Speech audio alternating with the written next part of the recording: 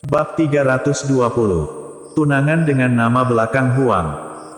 Jerry yang masih agak jauh jaraknya dari Charles Ma, tetapi dengan pendengaran normal, dia bisa mendengar kata-kata pemuda itu dengan jelas. Nama belakangnya adalah Huang, dan dia mengaku sebagai tunangan Irene. Keluarga Huang, jelas ini merupakan salah satu dari 8 keluarga besar di kota Yan. Sebelumnya, Irene pernah memberitahu Jerry yang bahwa keluarga Ai ingin mengorbankan kebahagiaannya agar dia menikah dengan keluarga Huang. Tanpa diduga, pihak lawan mencarinya ke Jiangsu. Jerry yang, Kak Irene sepertinya dalam masalah. Ayo kita pergi dan lihat.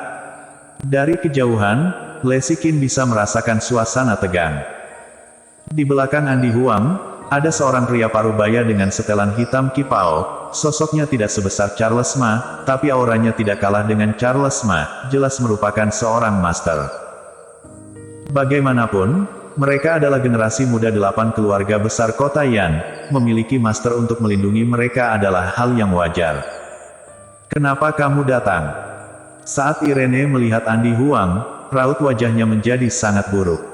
Dia berjalan keluar dari belakang Charles Ma dan menatap Andi Huang dengan tidak senang. Andi Huang tidak marah ketika Charles Ma menolak untuk berjabat tangan dengannya. Dia menarik tangannya kembali dan tersenyum kecil, menemani para tetua keluarga.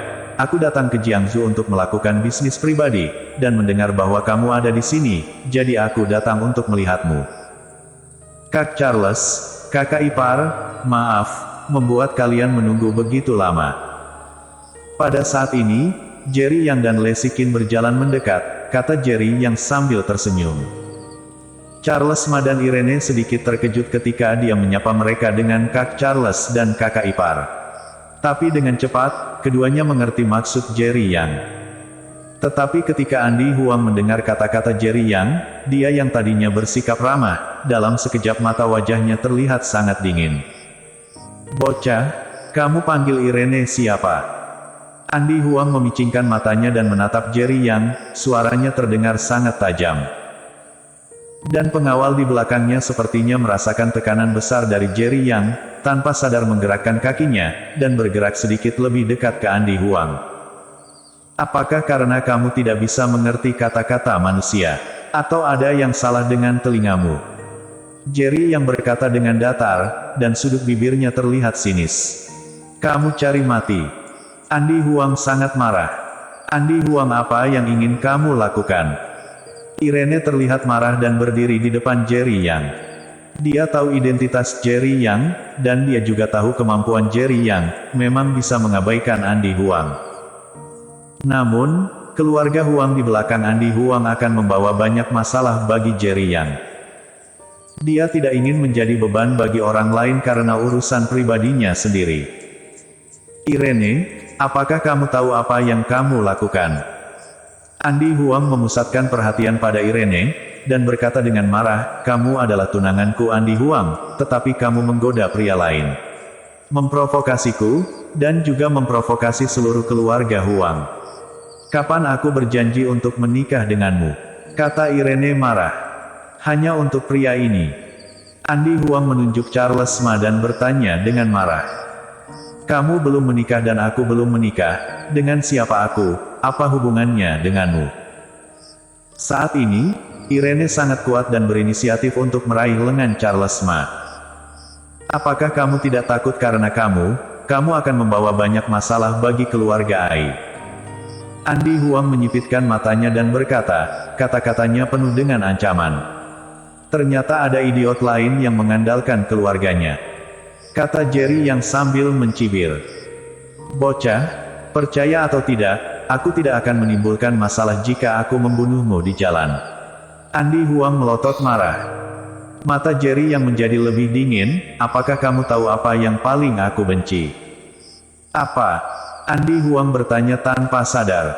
Saat dia selesai berbicara, Jerry Yang langsung menghilang dari tempatnya. Tuan Mudaan, berhati-hatilah. Pengawal berpakaian kipau di sampingnya menjadi pucat karena terkejut, berteriak dengan marah, dan mencoba menghentikan Jerry Yang. Plak. Hanya saja saat pengawal berbaju kipau bergerak, Jerry yang sudah muncul di depan Andy Huang, mencengkeram leher Andy Huang. "Pergi!" Jerry yang berteriak dengan marah pada pengawal berpakaian Kipao. Teriakan ini seperti ledakan di telinga pengawal berpakaian Kipao, tubuhnya tiba-tiba bergetar, dan didorong mundur 3 atau 4 langkah. Ketika dia sadar kembali, dia menemukan bahwa Andy Huang telah diangkat oleh Jerry yang dengan satu tangannya, kakinya terangkat dari tanah, dan dia terus memberontak. "Kamu ingin menikahi Irene dengan paksa. Kamu ingin keluarga Ai dihancurkan. Dan kamu ingin membunuhku di jalan. Mengancamku. Kamu, apakah pantas?" Kata-kata Jerry yang seperti guntur, meledak di benak Andy Huang. Setiap kali dia mengajukan pertanyaan, kekuatan di tangan Jerry yang menjadi lebih kuat. Setelah bertanya 4 kali berturut-turut, Andy Huang merasa lehernya akan patah, dan dia sangat terkejut sampai rohnya akan terbang keluar. Saat ini, Andy Huang seperti hidup dan mati. Adapun pengawal berpakaian Kipao di samping Andy Huang. Dia sudah ketakutan dengan hardikan Jerry yang dan tidak berani mendekat. "Kak Jerry, lepaskan. Cepat lepaskan." Setelah beberapa saat, Irene kembali sadar dan berteriak dengan cepat. Dia tidak ingin mengorbankan kebahagiaannya sendiri demi keluarga, tetapi dia juga tidak ingin membiarkan keluarga menghadapi kehancuran karena dirinya sendiri.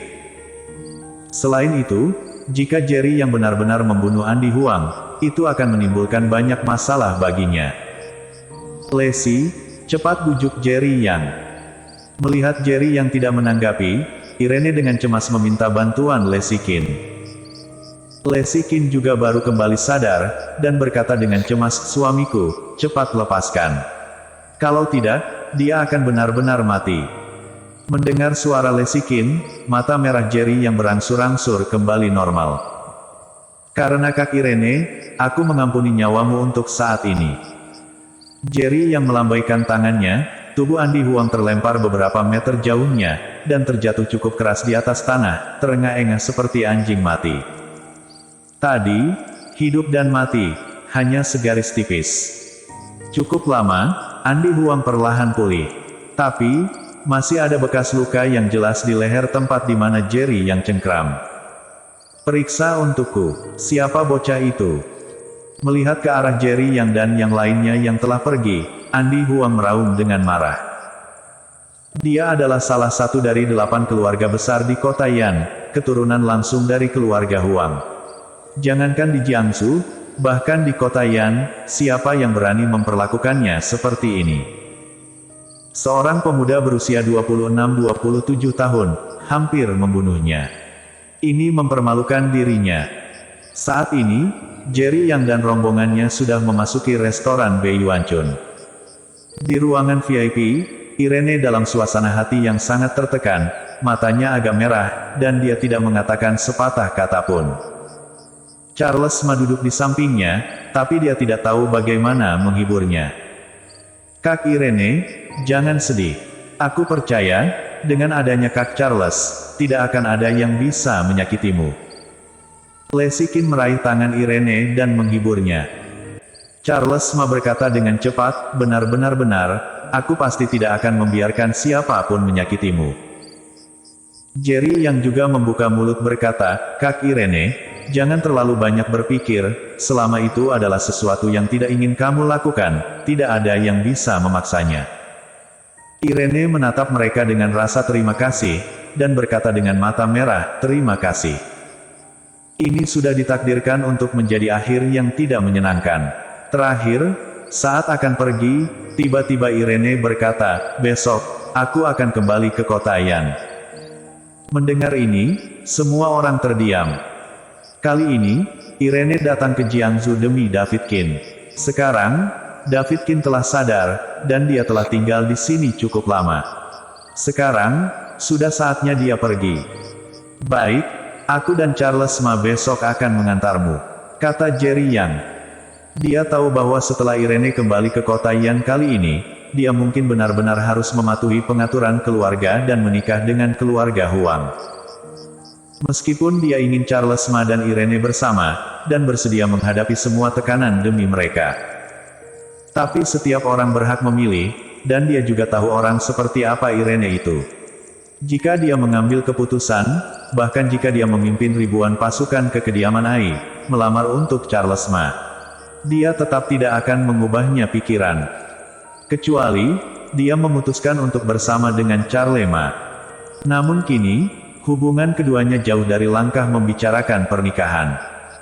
Raut wajah Charlemagne tiba-tiba menggelap, mengambil secangkir besar teh, dan meminumnya dalam sekali teguk. Pada saat yang sama, Jiangsu, keluarga Meng. Di aula utama, seorang wanita parubaya yang anggun sedang duduk di kursi utama. Dan kepala keluarga Meng, Jordi Meng, hanya bisa terpaksa duduk di samping wanita parubaya itu, dan menunjukkan senyum terpaksa. Nyonya Huang, kapan Anda datang ke Jiangsu? Mengapa Anda tidak memberitahu saya sebelumnya? Atau izinkan saya menjemput Anda di bandara secara langsung. Wajah Jordi Meng penuh dengan senyuman, tetapi jauh di dalam matanya, ada sedikit ketakutan. Ekspresi Nyonya Huang sangat tenang, dan sepasang mata merah dan Phoenix terus menatap Jordi Meng, seolah-olah dia bisa melihat kepanikan Jordi Meng. Aku tanya padamu, putraku Heng Meng, bagaimana bisa mati? Dan juga mantan suamiku Hebert Meng, bagaimana bisa mati? Nyonya Huang langsung ke intinya, dan ketika dia menanyakan kata-kata ini, matanya penuh dengan niat membunuh, dan Jordi Meng sangat terkejut hingga rambutnya berdiri tegak. Bersambung.